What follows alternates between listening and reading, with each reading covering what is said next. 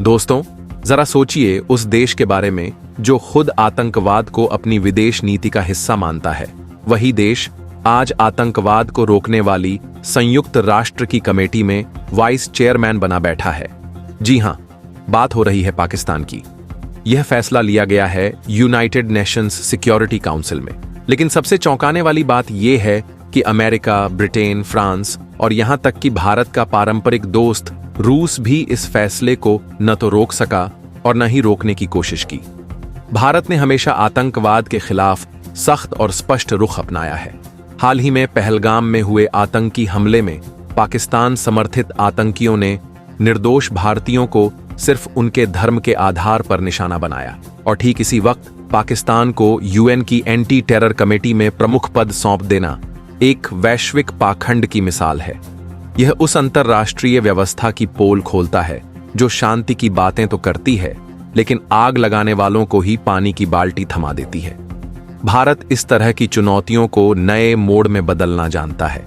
कूटनीति के इस खेल में न कोई स्थायी दोस्त होता है, न दुश्मन। लेकिन भारत ने हर बार खुद को मजबूती से खड़ा किया है, और यह भी वैसा ही एक मोड़ है। इसी बीच ईरान से एक राहत भरी खबर आई है। पंजाब के 3 भारतीय युवकों को ईरान में किडनैप कर लिया गया था। उन्हें ऑस्ट्रेलिया भेजने का सपना दिखाकर धोखे से ईरान ले जाया गया और वहां बंधक बना लिया गया। लेकिन अब वह तीनों भारत लौट रहे हैं। ईरानी पुलिस और सुरक्षा एजेंसियों ने शानदार कार्रवाई कर दक्षिण तेहरान से उन्हें रेस्क्यू किया। यह घटना बताती है कि भारत अब अपने नागरिकों की सुरक्षा को सिर्फ भाषणों में नहीं, जमीन पर साबित करता है, चाहे वो देश के भीतर हों या 7 समंदर पार। और अब बात उस नाम की जिसका हर टेक्नोलॉजी प्रेमी इंतजार कर रहा था, टेस्ला। भारत और टेस्ला के बीच बातचीत को सालों हो गए। भारत ने अपनी ईवी पॉलिसी में बदलाव किया, इंपोर्ट ड्यूटी में भारी छूट दी, बस एक शर्त रखी, भारत में मैन्युफैक्चरिंग करो।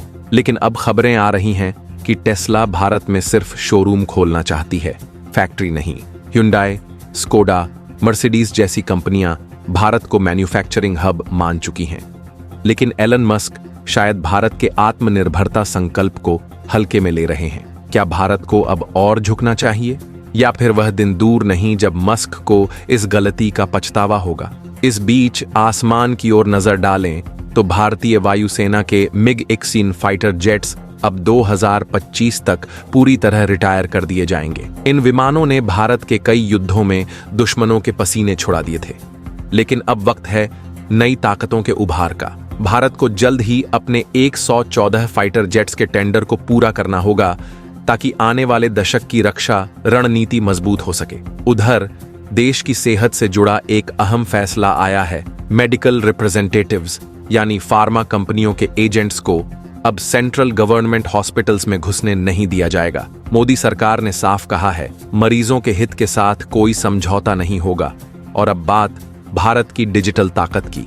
मई महीने में यूपीआई ने नया कीर्तिमान रच दिया। 18.68 बिलियन ट्रांजैक्शंस, लगभग $294 बिलियन की वैल्यू। ये आंकड़े सिर्फ संख्या नहीं है, यह उस भारत की तस्वीर है जो टेक्नोलॉजी के सहारे वैश्विक अर्थव्यवस्था की धड़कन बन रहा है। उत्तर प्रदेश सरकार ने भी एक क्रांतिकारी फैसला लिया है। अग्निवीरों को अब राज्य पुलिस और प्रोविजनल आर्म्ड फोर्सेज में 20% आरक्षण मिलेगा। यह सिर्फ नौकरी नहीं, उनके बलिदान और समर्पण का सम्मान है। बर्फीली चोटियों पर जहां पाकिस्तान और चीन एक दूसरे का सहारा लेने की कोशिश कर रहे हैं, वहीं भारत के सैनिक 40 डिग्री के तापमान में डटे हुए हैं, अडिग हैं। अंतर्राष्ट्रीय चालें तेज हो रही हैं। कोई देश ब्लैकमेल कर रहा है, कोई पीछे से वार। लेकिन भारत अपने फैसलों से यह साबित कर रहा है कि अब वह सिर्फ देखता नहीं, जवाब भी देता है। पाकिस्तान का यूएन की एंटी टेरर कमेटी में पहुंचना एक मजाक नहीं, एक इशारा है इस वैश्विक व्यवस्था की सच्चाई का। लेकिन भारत इस बार चुप है, ना कोई प्रेस कॉन्फ्रेंस, ना बयानबाजी। शायद भारत अब वो खेल खेल रहा है जहां जवाब चुपचाप दिए जाते हैं, लेकिन असर गूंजता है। एलन मस्क को लग सकता है कि भारत सॉफ्ट डिप्लोमेसी में कमजोर है, लेकिन वह नहीं जानते कि भारत की असली ताकत अब टेक्नोलॉजी में है।